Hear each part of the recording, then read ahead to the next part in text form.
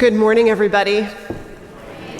Welcome to fall, even though it doesn't look like this in San Francisco. Welcome to back to school and a settling back into a new routine after summer. Welcome to our live stream friends from around the country and around the world who are joining us. Welcome to everybody here. Welcome our special guests from the San Francisco Choral Society who are here, and friends and family of Vera Lee. Welcome. Since we have a bull gong that's been added to our worship, I want to use it this morning as an invitation to center ourselves, after which we will say together the words of our chalice lighting, rise as we are able, and sing our first hymn of the morning, number 12, which will be in your gray hymnal, and then take a moment to greet one another. But first, I would invite you to, after the rush of the week and the weekend's obligations, to use the ringing of this bull gong and its dissipation back into silence to offer each of you a chance to bring yourselves fully to this time and this space and this hour that we have carved out to be together. So bring yourself fully to this time and space.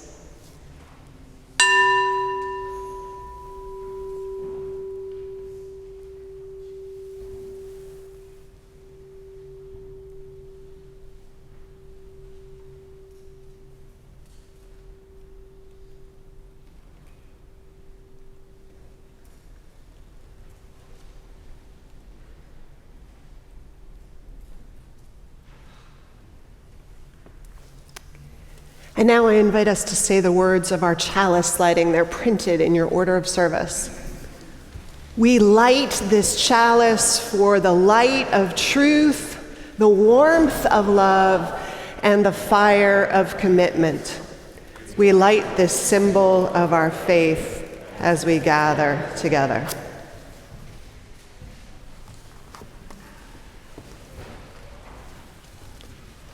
Wonderful. Let's now open our hymnals, the gray ones, to number 12. Rise as you're able in body, spirit. Let's sing O Life That Maketh All Things New.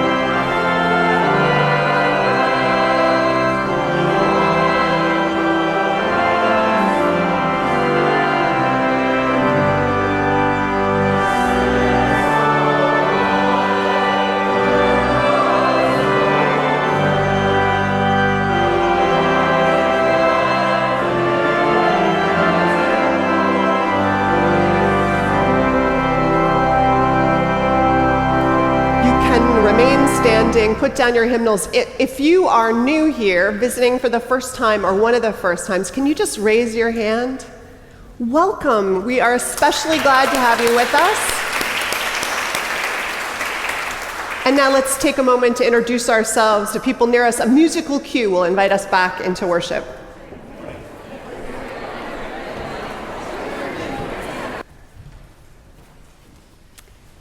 People will often say the same thing or one version of it, that they came to church in the beginning for the music, or because of the sermon, or because of some act of social justice witness that drew them in, but that the reason they stayed and continue to stay is for the people, for the community, for the connections, because they found friends and another circle of family here.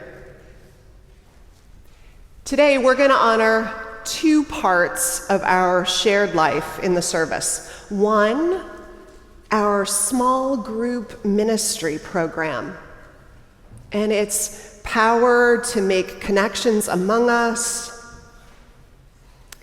And in our music, we honor a person, Vera Lee. Vera was the moral soul of the choir for many years, and a choir member since the 1960s. She'd welcome in all the newcomers and get them acclimatized to choir culture. She would look out for the well-being of the group, like one of its ministers. She was kind. She was what we call in India an auntie to the group. Carrie Steer Salazar remembers when her own mother sang in the choir. Carrie said, "I would sometimes tease Mom, and one day Vera leaned over to me and said, 'You shouldn't tease your mom.' 'It's okay,' I responded. 'She doesn't mind teasing.' 'Don't tease your mother,' said Vera. 'When she dies, that's not what you want to remember.' So Carrie said, I stopped teasing my mother. You did not mess with Vera when she made a pronouncement about something like that." But Vera wasn't all buttoned up advice. David Jones remembered that from 1975 to 1977, Vera gave him a ride home from choir rehearsal every Thursday night. He said, "She drove a 2-seater red hot rod that hugged the curves of Upper Market." A great memory and another side of a great woman. Vera was an attorney by training, when that was rare and extraordinary for a woman. But it was choir, she said, that saved her life. Even when she was frail, she would come, many of you know, and sit down front near the choir section to be near to where her people might sit. We will miss her bright, intelligent smile. She was laid to rest in Ithaca, New York, from whence she came. We welcome again the members of the San Francisco Choral Society here, a group Vera also sang with. They're here to be a part of today's musical tribute. And Laurel Sprigg, a person who also has an incredible career, but for whom music is also vital, had a very strong connection to Vera. And seeing Vera at church shortly before Vera died, Vera asked Laurel someday to sing a song in her honor. And so, Vera, we will. In this service on connections, in this service on how they deepen us and give us life.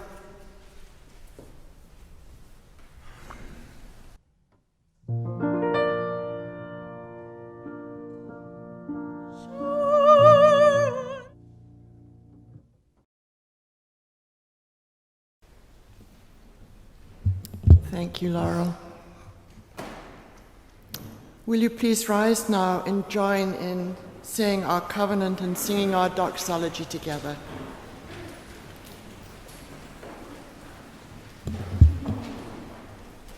Love is the spirit of this church, and service is its prayer. This is our great covenant, to dwell together in peace, to seek the truth in freedom, and to help one another.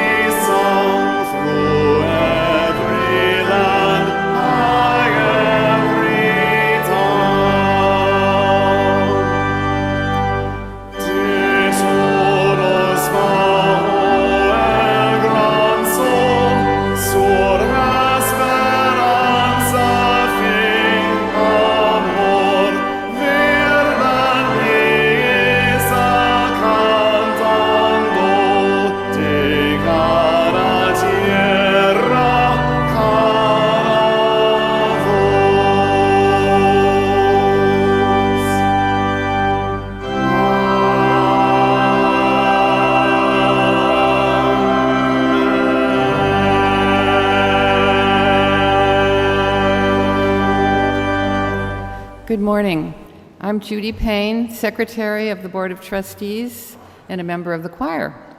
We are really pushing for all announcements to be printed, and so encourage you to please read them all. To our members and visitors, please look at the classes, small group ministries, our discussions, and movies that are beginning. Sign up and come.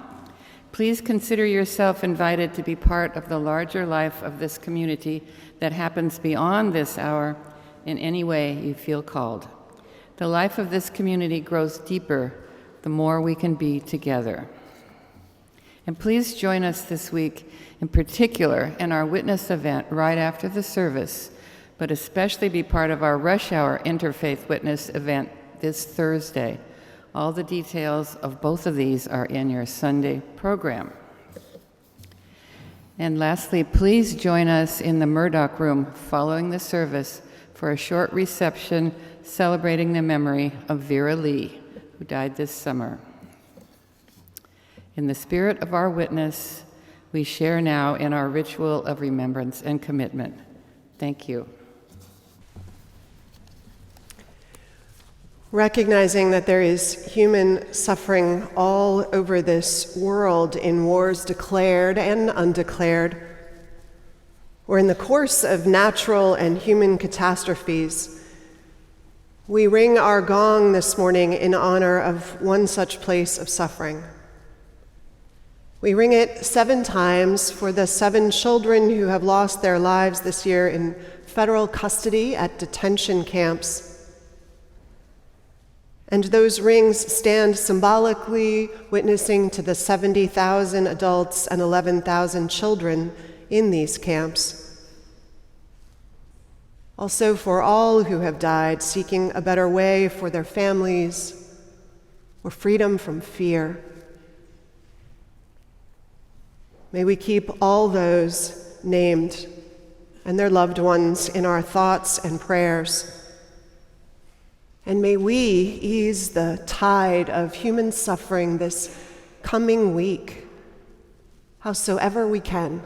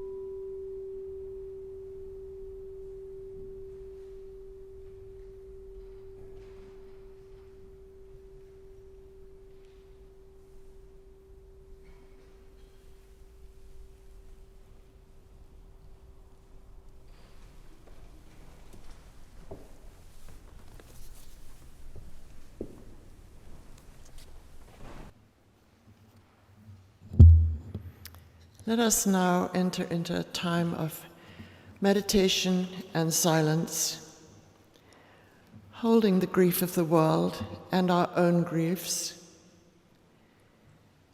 but remembering that is not all there is. In the words of the anthem we will hear afterwards, do not be sorrowful or regretful. There is one who gives to you too. So I invite you now in this time of quieting to think of the things in your life for which you're grateful. Think of the people to whom you're grateful.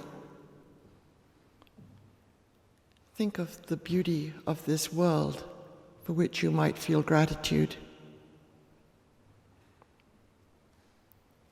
Think of this church and the people in it and feel gratitude.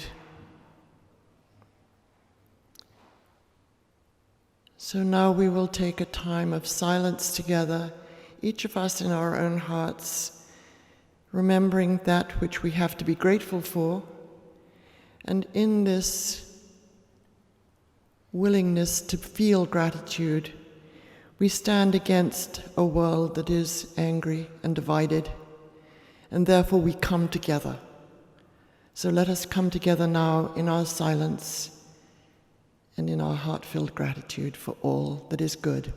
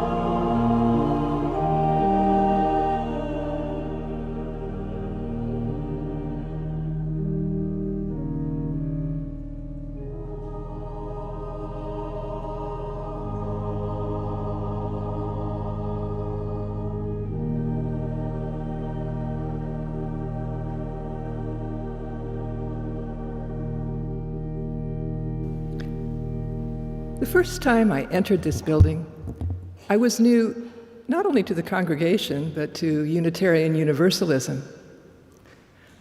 I knew little about Unitarians, except for the fact that Ralph Waldo Emerson had been one, and nothing at all about Universalism.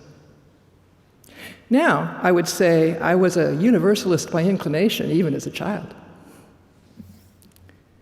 In my view, there were three intertwining aspects of religion: experience of transcendence, ethical principles and behavior, and community. I was curious to discover what I might find here. What held me first was a statement of values that I found beautiful and compelling. And I could perceive community. People didn't seem to be here dutifully. I was surprised by the palpable connection between those speaking from this platform and those in the pews. But there were so many people here, what seemed like a sea of constantly changing faces. So when our minister Emerita, the Reverend Margot Campbell Gross, mentioned in one of her first sermons a program in which members of a congregation were gathered into small groups to remain together for some time, supporting one another, and also learning and celebrating together, I knew immediately I wanted to be included. It didn't happen right away. I think it was a couple of years before several people from this congregation attended a workshop to discover how small group ministry was operating in other churches, and then they worked to develop a plan for our own version. I wasn't one of those founding individuals, but I did join a small group in the first year they were offered here, and have since belonged to many over the years. I've had a dozen cherished partners as a small group co-facilitator. I feel held by small group ministry. It offers the opportunity for people who might never otherwise know one another to become a community in which deep questions are routinely addressed, topics that wouldn't arise in casual conversation. Small group ministry holds us together in the practices of both listening and speaking from the heart. In the words of a hymn we'll share in a little while, I hear that goal. May all who seek here find a kindly word. May all who speak here feel they have been heard. This ministry also offers us opportunities to be grounded in silence, listening to our own hearts as well as to one another. Small groups become places of learning where we recognize one another's worth and dignity, encourage one another's spiritual growth, and extend our own searches for truth and meaning.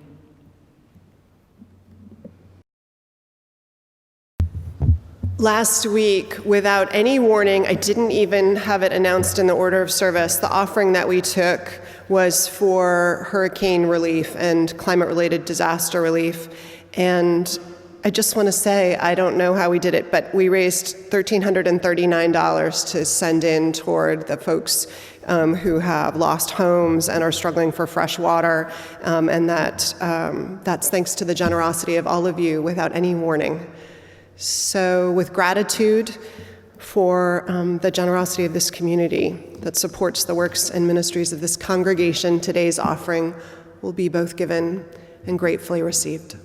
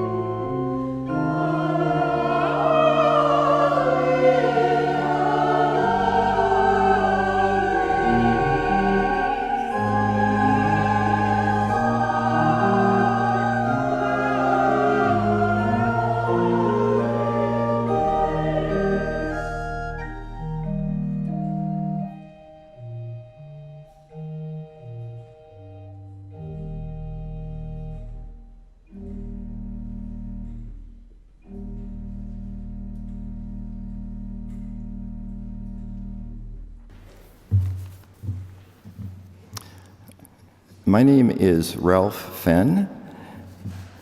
Small group ministry gives me a personal connection to other church members. In my everyday life, most interactions are superficial, goal-directed, and fact-based, not real sharing. Small group ministry works because it has just enough structure to make sure that each member has an opportunity to speak thoughtfully about situations in their lives.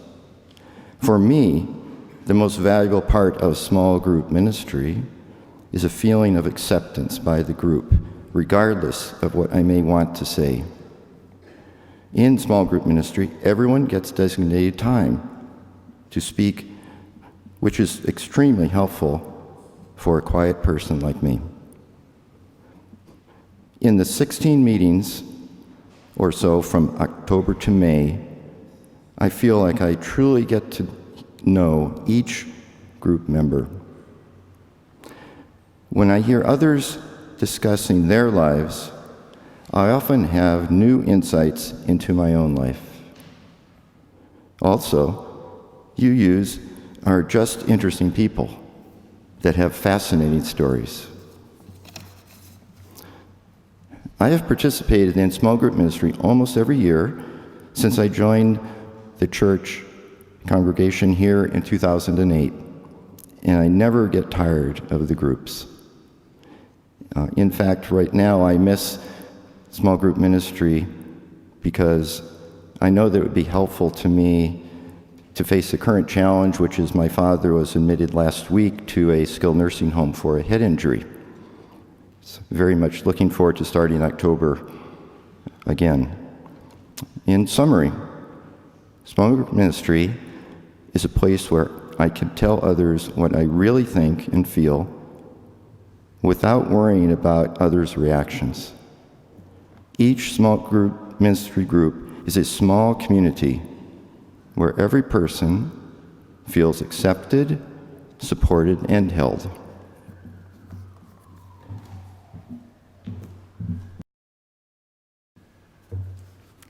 Well, good morning and welcome. My name is Barbara Kovac, and I joined a small group ministry just about 3 years, well, it'll be 3 years this year when I begin again in October. And it has been a richer experience and more rewarding than I ever anticipated. It lets me see others' viewpoints that I never even envisioned that someone would hold, and therefore I have grown deeper myself in reflecting and listening in this graceful space with them. It lets others' thoughts and feelings be held in a very special place where they feel accepted and where that no one is judging them and they don't have to defend themselves. They just are. So, in our everyday life, as the poet Paul Laurence Dunbar notes, we wear the mask that grins and lies and hides our cheeks and shades our eyes. Well, in small group ministry, we get to leave our mask behind. We contemplate together and we explore different themes of spirituality, philosophical writings, social justice, and other pertinent matters of interest. We are held, and we also choose a volunteer project for the year to give back to the community. I have participated in beautification of San Francisco streets, where we planted trees along a boulevard. And also we have visited with the Faithful Fools, the Tenderloin, and got to visit people that were homeless. And that both projects opened our eyes to the parts of San Francisco that we don't always get to see. So if you would like to be willing to connect 2 times a month on an evening that's convenient to you, you can either contact us online, as you will see in your printout today, or I will be at the table for small group ministry, and you can speak to me a little bit more about it. Thank you.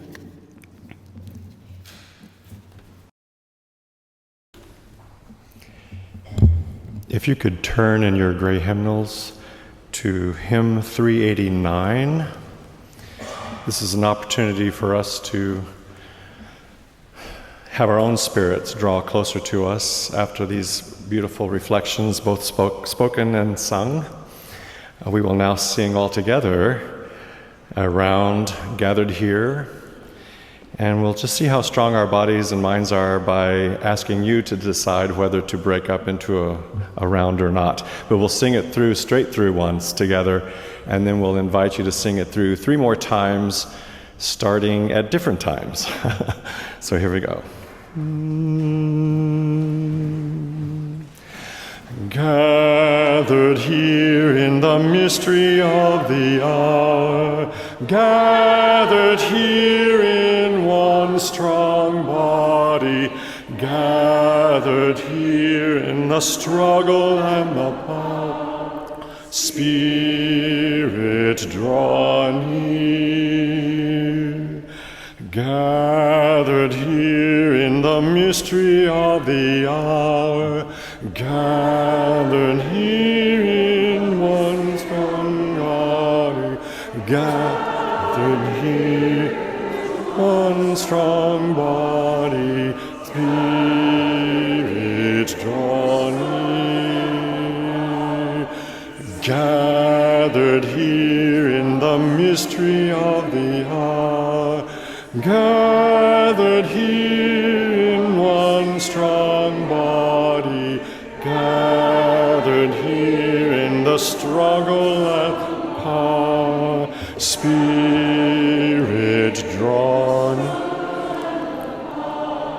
Spirit drawn in, Spirit drawn in, Spirit drawn in.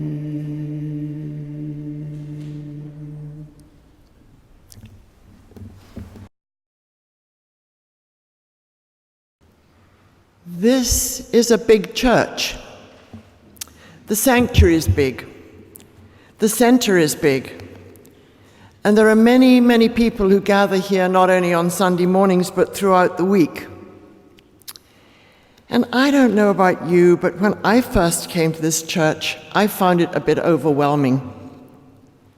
So many things going on, so many people seemed to know, and I didn't know how to get in, how to be included, how to find a home here.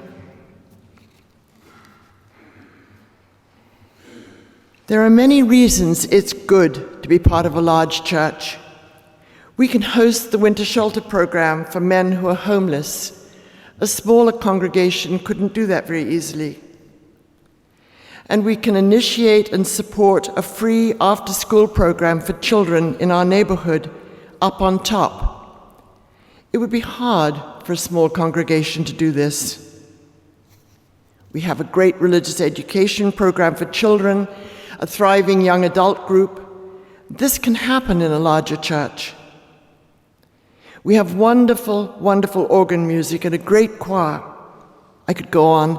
There is so much we can do because of our size. It's great. And something for which to give thanks, profound thanks. But, there's always a but. As human beings, we need to belong to a group that is smaller than several hundred people. Here at church, Vera Lee found the choir to be her smaller group, a place where she was known and loved, and finally, in her last years, where she was held by the caring and love of choir members. And there are other groups in the church which can be small units for people that they feel they belong to.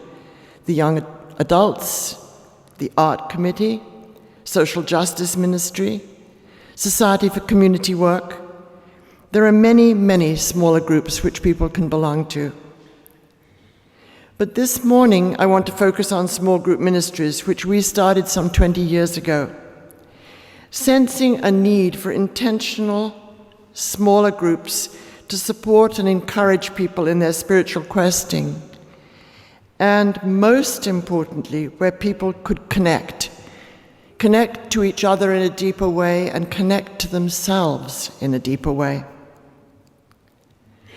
These small group ministries of not more than 10 people each, led by 2 trained facilitators.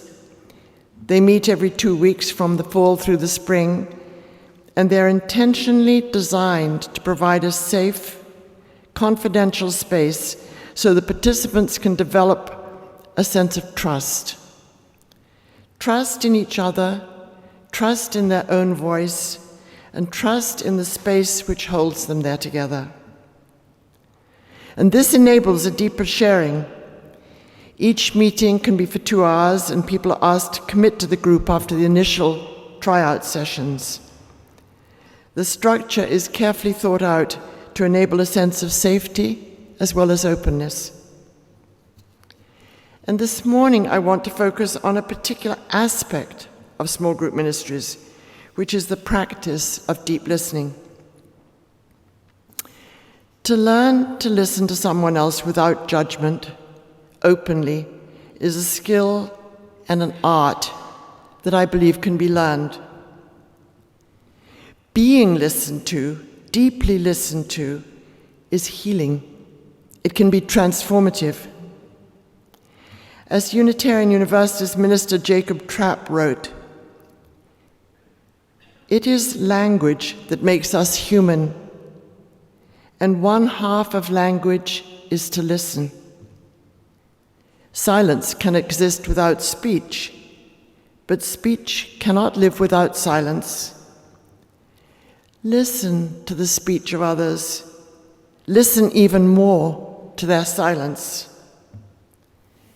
To pray is to listen to the revelations of nature, to the meaning of events. To listen to music is to listen also to silence, and to find the stillness deepened and enriched." In small group ministries, we try to find that stillness deepened and enriched within each of us. To try to find that stillness is an act of courage, because it's not easy. To try to find that stillness in a noisy world is an act of resistance to the anger, the fear and division we hear and see so much of today. I believe we need to claim for ourselves another realm of compassion and justice, of beauty and courage, of humility and passion. And this realm, I know, is founded in a sense of the stillness at the core. And how does one learn to listen? How does one get to that still, small point? The German theologian Dorothee Sohl wrote this poem meditation on how we might begin. She called it an exercise in concentration. If I am absolutely still, I can hear the surge of the sea from my bed. But it isn't enough to be absolutely still. I also have to draw my thoughts away from the land. It isn't enough to draw one's thoughts away from the land. I also have to attune my breathing to the sea, because I hear less when I breathe in. It isn't enough to attune one's breath to the sea. I also have to ban impatience from my hands and feet. It isn't enough to calm hands and feet. I also have to give up images. And it isn't enough to give up images. I have to rid myself of striving. It isn't enough to be rid of striving if I don't relinquish ego. And it isn't enough to relinquish ego. I'm learning to fall. It isn't enough to fall, but as I fall, and drop away from myself, I no longer seek the sea, because the sea has come up from the coast now, has entered my room, surrounds me, if I am absolutely still. Seeking stillness in small group ministries, we practice listening deeply to each other. And I know how difficult that can be. I often find my mind is in silent, but in conversation with somebody I'm trying to listen to. And my mind is saying, have you thought of looking at it another way? Or, oh, there's a great book you should read. Any number of helpful things. But you see, I'm not really listening, not quietly taking in, accepting what the other person is saying. I don't think I've emptied myself enough to make space for that other person if my mind is running through things that would be helpful to say. When someone listens to you with that kind of emptied openness, there is an amazing feeling of being accepted, just as you are. Sometimes I've used these words by the poet John Fox as an opening reading at small group ministries meetings. It's about what it's like to be listened to. When someone deeply listens to you, it's like holding a dented cup you've had since childhood and watching it fill up with cold, fresh water. When the water balance is on top of the brim, you are understood. When it overflows and touches your skin, you are loved. When someone deeply listens to you, the room where you stay starts a new life.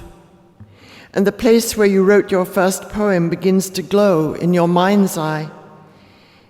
It's as if gold had been discovered. When someone deeply listens to you, your bare feet are on the earth, and a beloved land that seemed distant is now at home within you. At home, such comforting words. Don't we all want to feel at home in the world, in our church, in ourselves? Don't we long to feel at home in a very profound way? I believe it's through attentive listening and the deep connections we can make in small group ministries that is one way we can help one another feel at home. And so, in small group ministries, we practice listening. We hear each other into speaking about what really matters to us. I would say more. We hear each other into being. And it is through our deep listening and the connections we make that we can move into the realm of love. You see, I think what we're really doing is learning to love. Not only one another, but much more difficultly, ourselves. This is our hope. This is our prayer. This it is that holds us. Thank you, Margot. And thank you for your leadership of the small group ministry program, to opportunity for all of us to find and hold that kind of space for one another.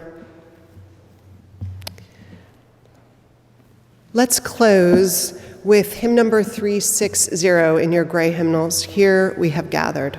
I invite you to rise in body or spirit as you're able.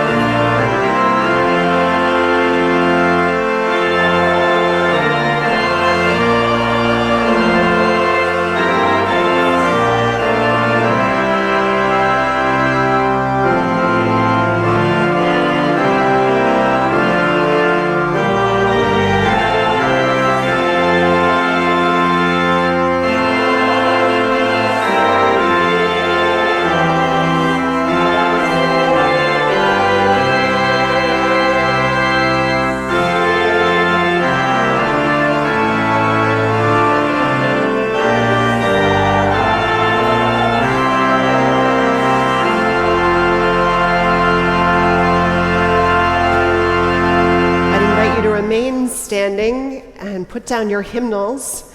Join hands unless you are sick or immunocompromised or just don't want to hold hands, in which case cross your arms across your chest and we will include you symbolically in the circle and web.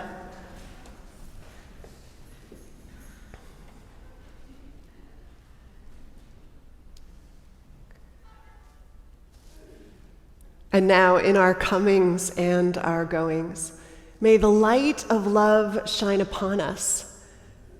Out from within us, be gracious unto us, and grant us peace.